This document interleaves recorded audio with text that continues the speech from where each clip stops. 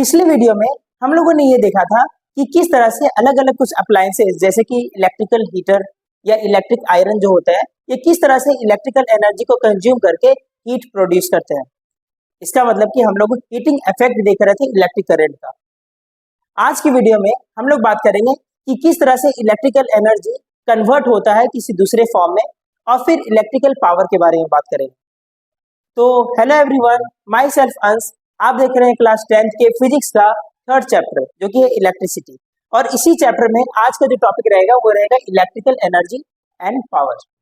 तो चलिए शुरू करते हैं। इलेक्ट्रिकल एनर्जी को समझाने से पहले मैं यहाँ पे कुछ बेसिक्स बताना चाहता हूँ आपको। आप ध्यान से देखिएगा। देखो, मैंने एक सर्किट बनाया है यहाँ पे।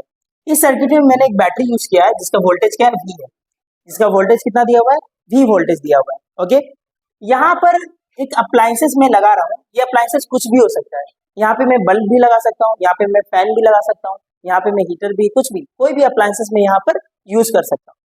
तो देखो, एक्चुअली में होता क्या है कि जब भी मैं यहाँ पे कोई भी अप्लायंसेस, जैसे मान लो मैंने यहाँ पे कोई भी अप्लायंसेस लगा दिया, कोई भी अप्लायंसेस लगा दिया, ओके, ये बल्ब भी हो सकता है, फैन भी हो सकता है, कुछ भी हो सकता है। जो इलेक्ट्रिसिटी यहाँ से फ्लो करते हैं, जो इलेक्ट्रिसिटी यहाँ से फ्लो करते हैं, जो एनर्जी यहाँ इलेक्ट्रिकल एनर्जी यहाँ से निकलता है और जो फ्लो करता है, जब वो यहाँ तक पहुंचता है इस इलेक्ट्रिकल अप्लायंसेस के पास, तो ये इलेक्ट्रिकल अप्लायंस क्या करते हैं, वो सारे एनर्जी को, जो भी एनर्जी वहां फ्लो कर रहा था, उसके सारे एनर्जी को क्या करते हैं, कंज्यूम कर लेते हैं। उसके सारे एनर्जी को क्या करते हैं, वो कंज्यूम कर लेते हैं और फिर वो ग्लो करते हैं, मतलब कि वो वर्क करते हैं। अगर वो फैन होता है तो मैं ये बोलूंगा कि फैन क्या करते हैं, वो इलेक्ट्रिकल एनर्जी को मैकेनिकल एनर्जी में कन्वर्ट कर लेते हैं। अगर वो बल्ब हुआ तो मैं क्या बोलूंगा कि बल्ब जो होता है वो इलेक्ट्रिकल एनर्जी को हीट और लाइट एनर्जी में कन्वर्ट कर लेता है। अगर मान लो कि हीटर हुआ तो मैं ये बोलूंगा कि जो इलेक्ट्रिकल एनर्जी को वो क्या करता है, हीट एनर्जी में कंज्यूम कर लेता है, हीट एनर्जी में कन्वर्ट कर लेता है। तो यहाँ पे आप यहाँ पर तीनों चीज देख रहे होंगे कि कोई भी अप्लायंसेस में यहाँ पे यूज कर रहा हूँ, वो क्या कर रहे हैं, वो सारे एनर्जी को कंज्यूम कर ले रहे हैं। यहाँ पे पिछले वीडियो में जब मैंने बात किया था हीटिंग इफेक्ट पे, वहां पे हम लोगों ने एक फॉर्मूला देखा था। वो फॉर्मूला क्या था, H is equal to I square R into T. हम लोगों ने ये फॉर्मूला देखा था जो कि हीट का फॉर्मूला था। कितना हीट प्रोड्यूस हो रहा है, कितना एनर्जी वहां पे कंज्यूम हो रहा है, वो उसका फॉर्मूला था। अब देखो, इस केस में हम लोग जो भी अप्लायंसेस वहां यूज कर रहे थे, वो अप्लायंस ऐसे होते थे जो कि हीट प्रोड्यूस करते थे। सारे एनर्जी को कंज्यूम करके क्या करते थे, वो हीट प्रोड्यूस करते थे। लेकिन हर एक अप्लायंसेस ऐसा नहीं होता है। हर एक अप्लायंसेस एनर्जी को, जो इलेक्ट्रिकल एनर्जी होता है उसको हीट एनर्जी में कन्वर्ट नहीं करता। कुछ मैकेनिकल एनर्जी में कन्वर्ट करते हैं, कुछ लाइट एनर्जी में कन्वर्ट करते हैं, कुछ साउंड एनर्जी में कन्वर्ट करते हैं। तो मैंने जब यहाँ पे ये फॉर्मूला लिखा तो ये एक्चुअली में ये जो फॉर्मूला है ये किस चीज का फॉर्मूला है, ये टोटल एनर्जी कंज्यूम्ड का है। टोटल एनर्जी कंज्यूम्ड का फॉर्मूला है। ये किस चीज का फॉर्मूला है, टोटल एनर्जी कंज्यूम, मतलब कि कितना टोटल एनर्जी उस अप्लायंसेस के थ्रू कंज्यूम किया गया है, ये उसी का फॉर्मूला है। अब हम लोग यहाँ पे एस इसको इसीलिए डिनोट कर रहे थे क्योंकि वहां पर हम लोग हीटिंग इफेक्ट के बारे में बात कर रहे थे। वहां जो अप्लायंसेस यूज हो रहा था वो सिर्फ हीट प्रोड्यूस कर रहा था। इसी कारण से हम लोग ये मानकर चल रहे थे कि जो भी एनर्जी यहाँ से फ्लो हो रहा है वो सारा का सारा एनर्जी हीट में कन्वर्ट हो जा रहा है। तो वो सारा का सारा एनर्जी जो हीट में कन्वर्ट हो रहा है, तो उसको मैं कैसे निकालूंगा, उसको मैं इस फॉर्मूले से निकालूंगा। ठीक है। अब अगर मान लो कि यहाँ पर कोई ऐसा अप्लायंस लगा हुआ है जो कि मैकेनिकल एनर्जी में कन्वर्ट करे, तो मैं ये बोलूंगा कि ये जो एनर्जी यहाँ से रिलीज हो रहा था, ये एनर्जी किस में कन्वर्ट हो गया, मैकेनिकल एनर्जी में कन्वर्ट हो गया। अगर यहाँ बल्ब रहेगा तो वो लाइट और हीट एनर्जी में कन्वर्ट हो गया। कोई स्पीकर रहेगा तो वो साउंड एनर्जी में कन्वर्ट हो गया, है कि नहीं। तो यहाँ पर जो भी एनर्जी होता है वो सारा का सारा कन्वर्ट हो जाता है किसी दूसरे फॉर्म। तो अब हम लोग बात करते हैं कि इलेक्ट्रिकल एनर्जी का डेफिनेशन हम लोग कैसे लिख सकते हैं। तो चलिए अब हम लोग यहाँ पर देखते हैं इलेक्ट्रिकल एनर्जी के डेफिनेशन को। देखो यहाँ पे क्या लिखा हुआ है, it is the amount of total energy consumed by the appliances. देखो, जो भी अप्लायंसेस वहां यूज किया जा रहा है उसके द्वारा जितना भी एनर्जी यूज किया जा रहा है, टोटल एनर्जी को, जो कि गिवन टाइम में जितना भी एनर्जी वो कंज्यूम कर रहा है, उसी को हमने क्या बोलते हैं, इलेक्ट्रिकल एनर्जी बोलते हैं। क्लियर। अब देखो, इसे कैलकुलेट करने का फॉर्मूला क्या होगा, V इंटू क्यू। एनर्जी को जब हम लोग कैलकुलेट करेंगे इसे उसको डिनोट करेंगे, या हम लोग उसको H से भी डिनोट करते हैं। ओके, इसका फॉर्मूला क्या हो जाएगा, V इंटू क्यू। देखो, V का मतलब क्या होता है, ये होता है potential difference. Potential difference actually में क्या होता है, जब हम लोग यूनिट चार्ज को एक पॉइंट से दूसरे पॉइंट में ले जाने के लिए जितना वर्क डन करते हैं, एक पॉइंट से दूसरे देखो एक्चुअली में V क्या है, work done on unit charge, unit charge. एक चार्ज के ऊपर में जो वर्क डन होता है उसी को हमने क्या किससे डिनोट करते हैं, V से डिनोट करते हैं। लेकिन जब इलेक्ट्रिसिटी फ्लो करता है तो उसमें यूनिट चार्ज तो फ्लो करता नहीं है, बहुत सारे चार्ज फ्लो करते हैं। तो Q अगर वहां पर उस इलेक्ट्रिकल सर्किट में Q अमाउंट का चार्ज फ्लो कर रहा है, और तो मैं ये बोलूंगा कि जो total energy, total work done होने वाला है वहां पे, वो कितना होने वाला है, V इंटू क्यू। तो मैं ये बोल सकता हूँ यहाँ पे it is the amount of total work done. Total work done जो हुआ उसी के अमाउंट को हमने क्या बोलते हैं, इलेक्ट्रिकल एनर्जी बोलते हैं। आई होप आपको ये कॉन्सेप्ट समझ में आ गया होगा। चलिए अब हम लोग यहाँ पे बात करेंगे इलेक्ट्रिकल पावर पे, और देखते हैं कि वो इलेक्ट्रिकल एनर्जी से कैसे, किस तरह से कनेक्टेड है। हम लोग अपने घरों में अक्सर ये देखते होंगे कि जो बल्ब हम लोग यूज करते हैं वो अलग अलग वाट का होता है। कभी हम लोग किसी बल्ब का यूज करते हैं जो कि कम वाट का होता है, जैसे मैं बोलता हूँ 5 वाट का बल्ब है, और कुछ बल्ब जो होते हैं वो ज्यादा ग्लो करते हैं, वो ज्यादा वाट के होते हैं। इसका मतलब कि जो बल्ब ज्यादा वाट का होता है वो ज्यादा ब्राइटर होता है, वो ज्यादा लाइट प्रोड्यूस कर रहा है, और जो कम वाट का है वो कम लाइट प्रोड्यूस कर रहा है। तो यहाँ पर जो वाट आपको वर्ड यूज हो रहा है, यही एक्चुअली में क्या है, इलेक्ट्रिक पावर है उस अप्लायंसेस का। तो इलेक्ट्रिक पावर होता क्या एक्चुअली में, इस चीज को हम लोग देखते हैं। देखो कोई भी अप्लायंसेस इलेक्ट्रिक पावर, किसी भी अप्लायंसेस का इलेक्ट्रिक पावर जो होता है वो बताता है कि जो वो अप्लायंसेस है वो 1 सेकेंड में कितना एनर्जी को कंज्यूम कर रहा है। पर सेकेंड वो जितना एनर्जी कंज्यूम करता है उसी को हम लोग उस अप्लायंसेस का क्या बोलते हैं, पावर बोलते हैं। तो चलिए इसके डेफिनेशन को लिखते हैं और फिर आगे बढ़ते हैं। ठीक, यहाँ पर देखिए इलेक्ट्रिक पावर का डेफिनेशन क्या हो सकता है कि the rate means per unit time, the rate at which electrical energy is consumed is converted into other forms of energy. मतलब कि ये जो इलेक्ट्रिक पावर होता है ये बताता है कि जो इलेक्ट्रिकल एनर्जी दूसरे फॉर्म में कन्वर्ट हो रहा है, दूसरे फॉर्म ऑफ एनर्जी में कन्वर्ट हो रहा है, तो उसके कन्वर्ट होने का रेट क्या है, उसके कन्वर्ट होने का स्पीड क्या है, मतलब कितना फास्ट वो इलेक्ट्रिकल एनर्जी को किसी दूसरे फॉर्म में कन्वर्ट कर रहा है, वही बताता है इलेक्ट्रिक पावर। ठीक है, तो चलिए अब हम लोग इसके फॉर्मूला को देखते हैं। यहाँ पे देखो इलेक्ट्रिक पावर को हम लोग P से डिनोट करते हैं, तो डिनोटेड बाय P से हम लोग डिनोट करते हैं। अच्छा, पावर जो होता है इसका फॉर्मूला देखते हैं हम लोग यहाँ पे। देखो P इक्वल टू क्या हो जाएगा यहाँ पे, वर्क डन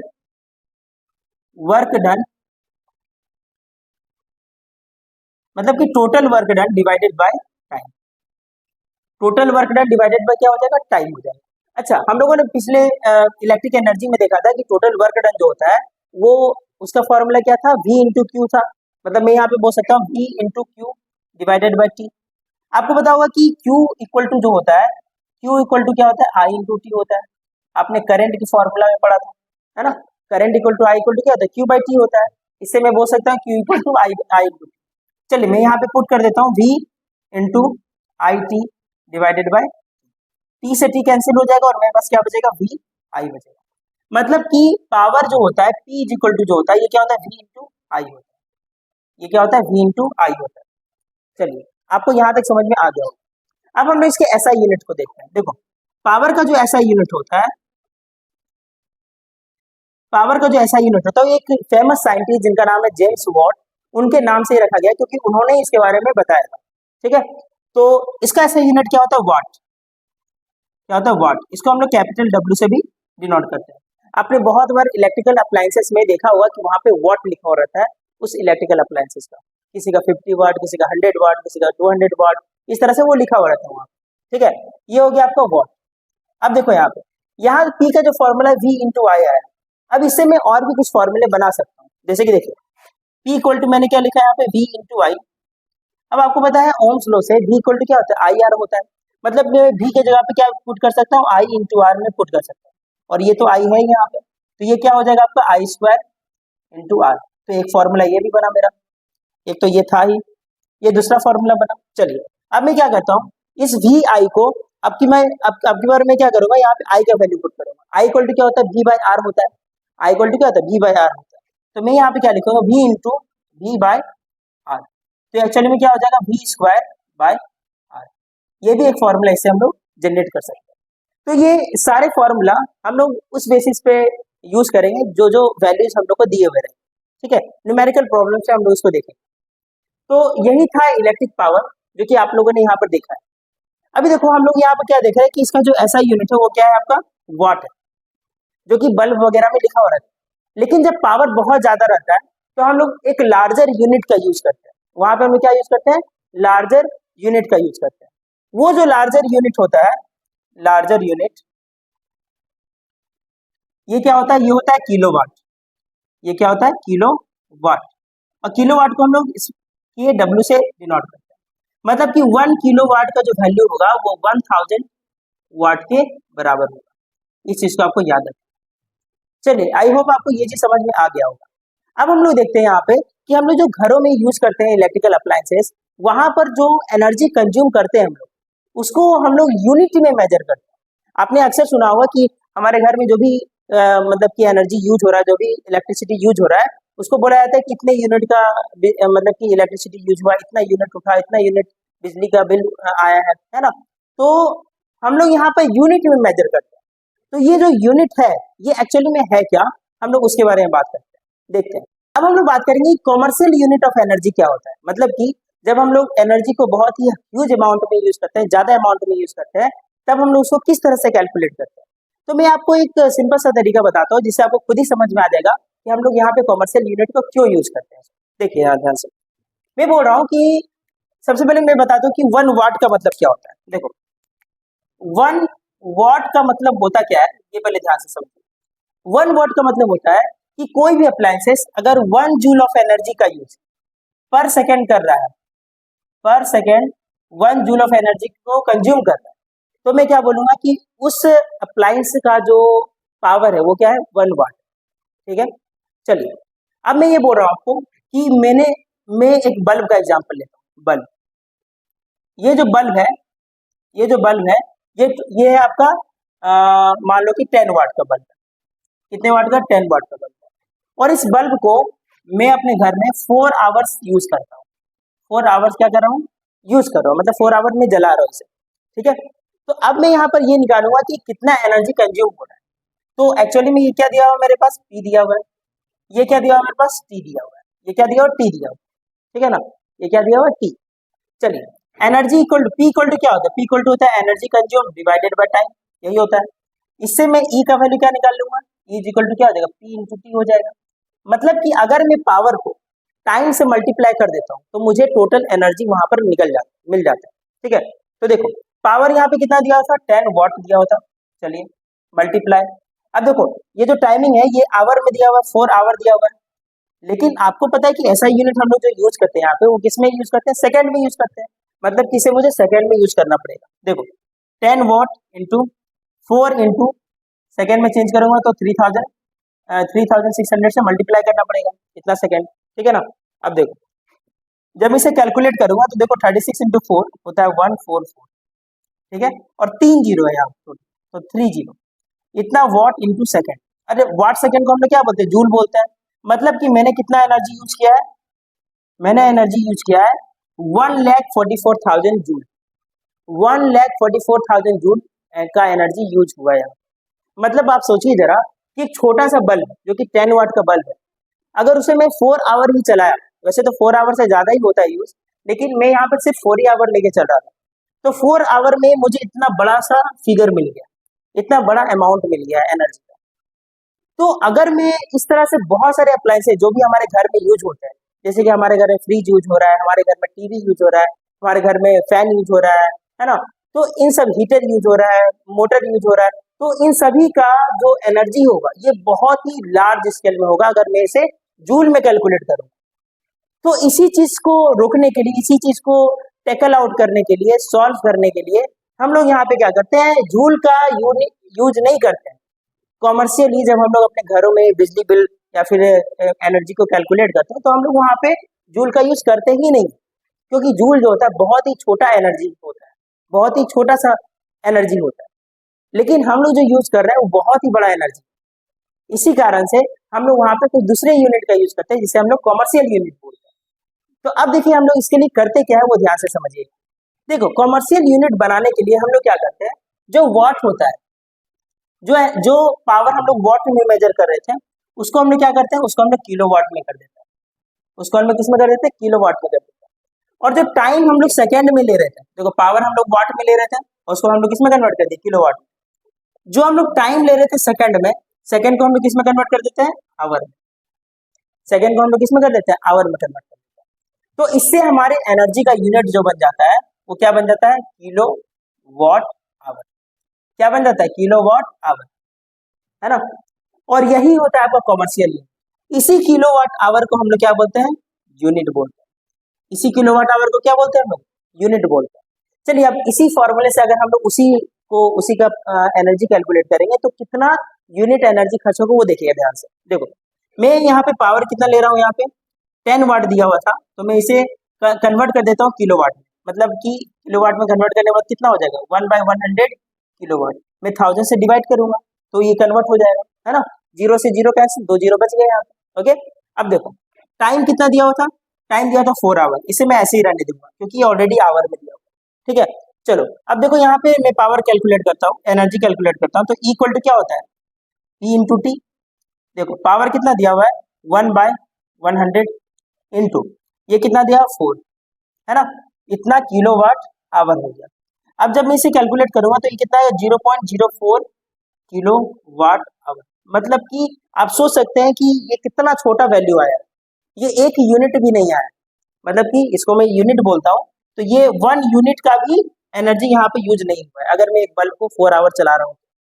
तो इसीलिए हम लोग यहाँ पर कॉमर्शियल यूनिट का यूज करते हैं जो कि किलोवाट आवर होता है, अपने घरों में जो भी इलेक्ट्रिकल अप्लायंसेस होते हैं उसके एनर्जी को कैलकुलेट करने के लिए। इससे क्या होता है कि हमारा जो वैल्यू होता है बहुत ही कम हो जाता है। तो क्या अगर मैं यहाँ पे कैलकुलेट करूँ कि 1 किलोवाट आवर जो होता है, 1 किलोवाट आवर जो होता है ये कितने जूल के बराबर होता है, अगर मैं इसका वैल्यू कैलकुलेट करूँ तो कुछ इस तरह से मैं करूँगा।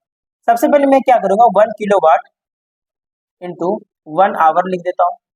ठीक है, अब देखो यहाँ पे 1 किलोवाट को मैं आवर में वाट में कन्वर्ट करूंगा, तो मैं क्या करूंगा, 1000 वाट में लिख देता हूँ, मल्टीप्लाई इसे मैं कन्वर्ट करूंगा 3600 सेकंड में। अब देखो ये वाट इंटू सेकंड आ गया, वाट इंटू सेकंड को हम लोग जूल बोलते हैं, है ना। देखो यहाँ पे क्या हो जाएगा, यहाँ पे हो जाएगा, देखो मल्टीप्लाई करूंगा तो मैं 6360000 वाट इंटू सेकंड। वाट सेकंड का मतलब जूल होता है। मैं इसे स्टैंडर्ड फॉर्म में अगर लिखता हूँ तो क्या लिखूंगा, 3.6 और 6 का कितना डिजिट है, 6 डिजिट है, यहाँ पे 10 टू द पावर 6 जूल। मतलब कि 1 किलोवाट आवर में कितना जूल होता है, 3.6 into 10 to the power 6 joule होता है।